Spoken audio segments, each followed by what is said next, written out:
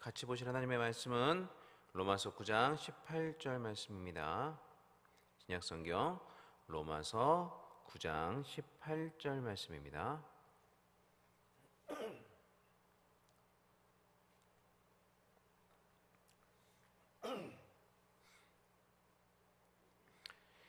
로마서 9장 18절 말씀 다 찾으신 줄로 알고 한 목소리로 같이 읽겠습니다. 그런즉 하나님께서 하고자 하시는 자를 긍휼히 여기시고 하고자 하시는 자를 완악하게 하시느니라. 아멘. 지난 시간에는요, 하나님의 선택에 관한 부분인 도르토신조 제1장 1장에서부터 13장까지의 내용을 간략하게 요약 정리를 해보았습니다. 또한 난해하고 또 걸려 넘어질 수 있는 그러한 어려운 교리이기 때문에 이 예정론 교리가 교회에서 잘 가르쳐지지 않고 있는데, 이 은혜의 교리는 그럼에도 반드시 우리에게 유익이 있다. 그러므로 반드시 가르쳐져야 된다라는 도르토신조 1장 14장의 그러한 권고의 내용도 우리가 한번 살펴보았습니다. 계속해서 도르토신조는 이제 유기의 교리에 관해서 설명을 합니다. 방금 전에 예정론 교리가 난해하고 또 걸려 넘어질 수 있는 교리이기 때문에 교회에서 잘 가르쳐지지 않는다라고 말씀을 드렸는데, 이것은요, 선택의 교리의 내용 자체가 그렇기 때문이기도 하거니와 유기의 교리가 정말 우리가 받아들이기에 이해하기에는 쉽지 않은 교리이기 때문입니다.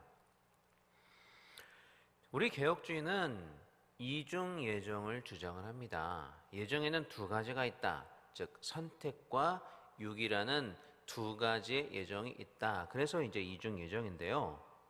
그런데 이 선택과 유기의 두 가지 예정 모두 하나님의 신비에 속한 내용이기 때문에 우리 이성으로는 결단코 이해할 수가 없는 그런 난해한 내용입니다.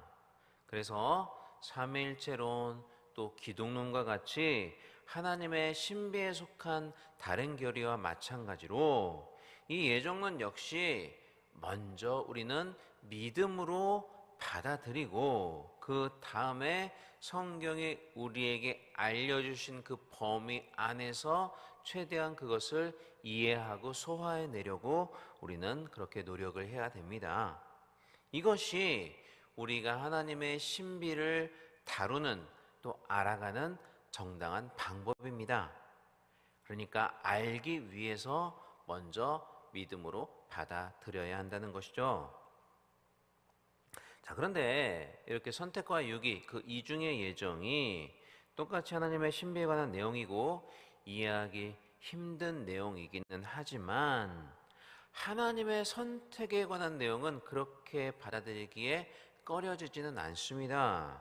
왜냐하면 하나님의 선택은 멸망당에 마땅한 인간들 중 어떤 이들을 구원하시는 하나님의 은혜에 관한 내용이기 때문이죠. 이 선택의 교리에서 우리는 무한하신 하나님의 은혜와 사랑을 발견할 수가 있습니다. 그렇기 때문에 오히려 받아들이기 좋은, 또 그렇게 꺼려지지 않는 내용이라고 할 수 있죠. 자, 그런데요, 이 유기교리는 그렇지가 않습니다. 이 내용 자체가 우리의 머리로는 이해하기 힘든 그런 난해한 내용이기도 하거니와 이 교리는요, 이제 우리가 말씀을 드리겠지만 자칫하면 하나님을 정의롭지 못한 분처럼 보이게 만들 수가 있기 때문입니다. 또한 영원한 멸망에 관한 내용이기 때문에 굉장히 무시무시한 교리처럼 보입니다. 그래서 이 유기 교리는 참으로 받아들이기 꺼려지며 그래서 가르치기도 꺼려지는 교리인 것이 사실입니다. 그래서 심지어는 칼빈조차도, 우리 개혁주의의 토대를 놓았던 칼빈조차도 이 유기교리에 관한 내용은 될 수 있으면 설교하지 않는 것이 좋다라고 설교자들에게 권고를 했을 정도입니다. 그러니까 믿음이 연약한 자들은 이 유기교리를 이해하는 것이 쉽지 않다, 받아들이기 쉽지 않다라는 것을 이제 칼빈도 인정을 했던 것이죠. 그래서 도르토 신조에서도 보시면 선택에 관해서는 1회에서부터 13장까지 13개의 장에서 다루고 있는데 이 유기의 교리에 대해서는 15장과 16장 단 2개의 장에서만 다루고 있습니다. 그리고 학론파가 믿음을 하나님의 선물이 아니라 인간의 선택이라고 주장할 수밖에 없었던 이유도 바로 여기에 있습니다. 자, 여러분, 믿음이 하나님께서 주시는 선물이다 라고 우리가 이야기하면, 그것이 성경이 말하는 진리죠. 그렇게 이야기를 하면 그 믿음을 선물로 받는 자들의 입장에서는 그렇게 이야기하는 것은 정말 은혜고 또 자비로운 교리가 될 것입니다. 그것만큼 큰 은혜와 또 자비가 없겠죠. 그런데 문제는 이 선물을 받지 못하는 자들입니다. 믿음이 하나님의 선물이긴 한데 하나님께서 모든 자들에게 다 주시는 것은 아니거든요. 그러니까 이 선물을 받지 못하는 자들도 생겨나는데, 이 선물을 받지 못하는 자들은, 즉 하나님께서 유기하신 자들은 반드시 멸망을 당하게 될 수밖에 없습니다. 그러니까 이 유기된 자들의 처지에서만 본다면 자신들이 아무것도 하지도 않았고 그 어떠한 선택을 하지 않았음에도 불구하고 단지 믿음을 선물로 받지 못했다라는 그 이유 때문에 이들은 구원받을 기회를 영영 박탈당한 거예요. 그 어떤 일을 해도 이들은 절대로 구원받을 수가 없습니다.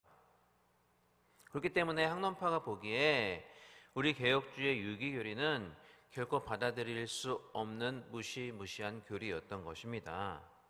그들이 보기에 이 유기교리는 아까 말씀드렸지만 하나님을 정의롭지 못한 분으로 보이게 만듭니다. 인간이 아무런 죄를 짓지도 않았는데 그 죄를 짓지도 않은 인간을 처벌하시는, 멸망을 당하게 하시는 그러한 분처럼 보이게 만든다는 거죠.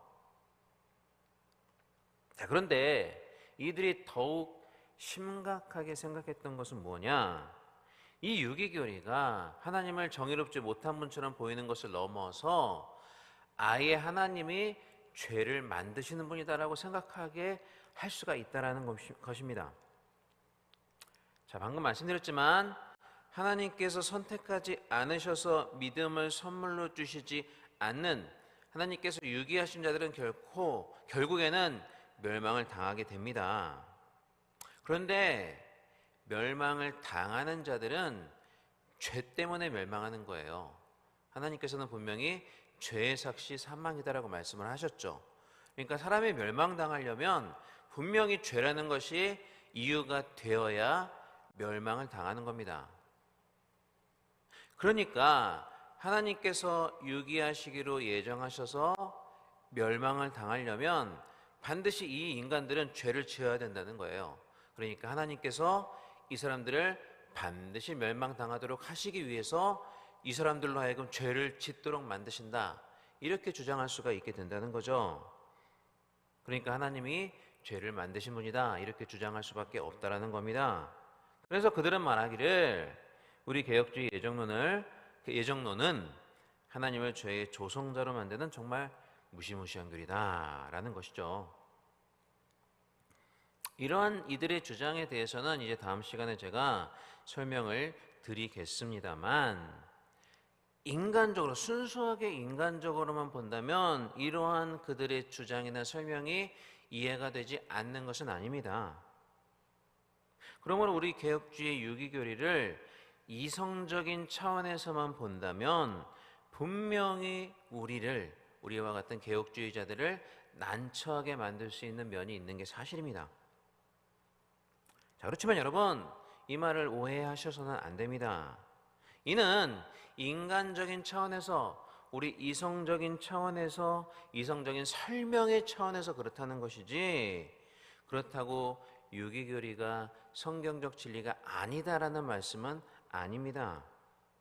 처음 말씀드린 바와 같이 하나님의 신비에 속한 문제는 그것이 우리에게 이해가 되느냐 되지 않느냐의 여부와 상관없이 하나님께서 우리에게 알려주신 그 계시의 내용 그대로 우리는 받아들여야 되는 것입니다. 그렇기 때문에 비록 이러한 내용들이 정말 이해하기 쉽지 않고 또 대답하기 쉽지 않다 할지라도 그것은 왜 그러냐? 이 우리가 다루고 있는 이 문제, 이 예정론이라는 문제 자체가 그렇게 어렵고 대답하기 힘든 문제여서 그렇지, 그것이 진리가 아니기 때문에 그런 것은 아니라는 말씀이죠. 이처럼 우리 개혁주의가 말하는 유기교리는 비록 우리의 머리로는 이성적으로는 이해하기 힘들고, 또 그래서 이제 오해할 만한 부분들이 있고, 또 우리가 받아들이기 쉽지 않은 교리인 것이 사실이지만, 그럼에도 성경이 그렇다라고 우리에게 알려주고 계시기 때문에 우리는 믿음으로 그렇게 받아들여야 한다는 것입니다. 어찌됐든 이 학론파는요, 방금 말씀드린 것처럼 우리 개혁주의 유기교리가 가지고 있는 난처함을 잘 알고 있었습니다. 그래서 도르트 총회 당시에 자신들이 이단으로 이제 몰릴 위기에 처해지자 이 유기교리를 가지고 자신들에게 처한 위기를 돌파해 보고자 했습니다. 이 유기교리가 개혁신학자들을 난처하게 만들 수 있는 교리라는 것을 알았기 때문에 자신들이 난처해질 때마다 우리 선택 말고 유기교리를 먼저 다뤄봅시다 라고 이렇게 주장을 하면서 총회가 진행이 되는 것을 방해를 하고 자신들의 난처함을 극복을 해보고자 하였습니다. 그렇게 이제 총회 진행을 방해하다 결국 나중에 총회에서 추방을 당하게 되죠. 자, 그러나 이러한 내용들은 다 유기교리가 얼마나 다루기 힘들고 난해한 교리인지를 잘 보여주는 것이라 하겠습니다. 그리고 유기교리의 내용이 말씀드린 것처럼 그렇게 난처하고 어려운 부분이 있는 것도 일정 부분 사실입니다. 그럼에도 불구하고 말씀드린 것처럼 이 유기교리는 성경이 우리에게 알려주는 진리입니다. 우리가 받아들이기 힘들다고 진리인 것이 진리가 아닌 것이 되지는 않는다는 말씀이죠. 그렇기 때문에 이 교리는 정말 조심스럽게 다뤄야 될 교리이긴 하지만 그럼에도 한 번쯤은 우리가 배워야 되고 또 가르쳐 줘야 될 교리인 것입니다. 자, 그래서 도르트 신조 제1강 15장은 유기에 관해서 가르치는데요. 이렇게 가르치고 있습니다. 그 중에서 오늘은 15장의 전반부만을 살펴보겠습니다. 더욱이 거룩한 성경은 우리가 선택받았다는 이 영원하고도 분에 넘치는 은혜를 매우 특별하게 강조하고 있으며 이 사실을 우리에게 더욱 분명하게 드러내주고 있다. 성경은 여기서 더 나아가 이렇게 증거하고 있다. 그것은 모든 사람이 다 선택받지 않았다는 것이 아니라 하나님의 영원하신 선택에서 어떤 사람은 선택되지 않았거나 이 선택에서 제외되었다는 것이다. 방금 읽어드린 내용을 보시면 먼저 성경은 유기교리보다는 선택의 교리를 더 강조해서 말하고 있다라고 먼저 이야기를 합니다. 그리고 신조가 이렇게 성경이 선택의 교리를 더욱 강조하고 있다라는 사실을 밝히는 이유는 이 유기교리 역시 성경적인 진리이며 우리가 반드시 알아야 될 진리이기는 하지만 그럼에도 유기보다는 선택의 교리에 우리가 더 집중해야 된다라는 것을 먼저 이야기해 주고 싶었기 때문입니다. 이어서 신조는 이렇게 이야기를 합니다. 성경은 여기서 더 나아가 이렇게 증거하고 있다. 그것은 모든 사람이 다 선택받지 않았다는 것이 아니라 하나님의 이 영원한 선택에서 어떤 사람은 선택되지 않았거나 이 선택에서 제외되었다는 것이다. 자, 이제 신조는 하나님의 예정에는 선택뿐만 아니라 하나님의 이 영원한 선택에서 어떤 사람은 선택되지 않았거나 이 선택에서 제외되는 것, 즉 유기의 예정도 있다라고 분명히 우리에게 말씀하고 있습니다. 이렇게 도르트 신조는 분명히 하나님의 예정은 이중 예정이며 유기도 분명한 하나님의 예정이다라고 우리에게 말씀해 주고 있습니다. 사랑하는 여러분, 이 유기의 교리를 다루는 몇 시간 동안 제가 계속 지속적으로 말씀을 드리겠지만 저와 여러분은 이러한 유기와는 상관이 없는 자들입니다. 비록 성경이 유기에 대해서 말하기 때문에 이 시간 우리가 이것을 다루고 있기는 하지만 우리는 이러한 유기의 내용에 대해서 집중할 필요는 없다는 것입니다. 우리가 주목할 것은 우리 역시, 저와 여러분 역시 이렇게 마땅히 유기당할 자들이었음에도 불구하고 하나님께서는 그 중에서 저와 여러분을 선택하여 주사 우리로 구원받도록 해 주셨다라는 것입니다. 그러니까 이 유기의 교리를 우리가 배움으로써 우리를 선택해 주신 그 하나님의 은혜와 하나님의 사랑을 우리가 더 깊이 깨달을 수 있었다는 거죠. 깨닫게 된다는 거죠. 바라기는 이 유기교리의 배움을 통해서 여러분들이 하나님의 은혜와 자비와 사랑을 더욱 깊이 깨달으시고 그 하나님께서 받으시기에 합당한 영광을 돌려드리면 사시는 그런 저 여러분이 될 수 있기를 주님의 이름으로 간절히 축원합니다. 기도하겠습니다. 하나님 아버지 감사드립니다. 이 시간 우리를 피곤한 잠 가운데서 깨워주시고 귀한 새벽 제단을 쌓을 수 있도록 하나님께서 우리를 인도하여 주시고 또 유튜브를 통해서 같이 동참할 수 있는 귀한 은혜 허락하심에 감사를 드립니다. 또한 귀한 말씀을 통해 우리에게 은혜 주심에 감사합니다. 허물과 죄로 이미 죽었고 그렇기에 똑같이 멸망당에 마땅한 우리를 선택하자 믿음을 선물로 주시고 또 구원의 백성이 되게 하여 주신 하나님의 은혜를 이 시간 다시 한번 깨닫습니다. 비록 어렵고 난해하며 한편으로는 받아들이기 힘든 교리일 수 있으나 이 유기교리를 배움으로써 하나님의 은혜를 더욱 깊이 깨닫고 하나님께 더 큰 감사와 영광을 돌리는 저와 여러분이 되게 하여 주옵소서. 선택되지 않았다면 우리가 받았어야 될 그 무시무시한 유기의 결과들을 우리가 바라보면서 하나님께 더욱 감사하는 자들이 되게 하여 주옵소서. 또 하나님 아버지 이 시간 주님 앞에 나올 때 빈손으로 나오지 않냐고 귀한 예물 드린 우리 믿음의 권속들이 있습니다. 여러 가지 제목으로 감사의 헌금을 드립니다. 또한 계속해서 1,000번째 헌금을 주님 앞에 돌려드립니다. 하나님께서 이들의 마음과 그들의 마음의 소원을 아시오니 주님 이 헌금마다 함께하여 주시고 이 헌금과 함께 드리는 그들의 기도 제목에 귀 기울여 주시며 하늘 곳간을 열어서 쌓을 것이 없도록 부어주시는 주님의 은혜가 그들의 삶 가운데 넘치게 하여 주시며 무엇보다도 이 예물을 통해서 주님만이 홀로 영광 받아 주옵소서. 감사드리며 이 모든 말씀 우리 주 예수 그리스도의 이름으로 기도하옵나이다. 아멘. 하늘에 계신 우리 아버지여 이름으로 귀하김을 받으시오며 나라의 마옵시며 뜻이 하늘에서 이루어진 것 같이 땅에서도 이루어지이다. 오늘날 우리에게 이러한 양식을 주옵시고 우리가 우리에게 죄 지은 자를 사하여 준 것 같이 우리 죄를 사하여 주옵시고 우리를 시험에 들게 하지 마옵시고 다만 악에서 구하옵소서. 되게 나라와 권세와 영광이 아버지께 영원히 있사옵나이다. 아멘.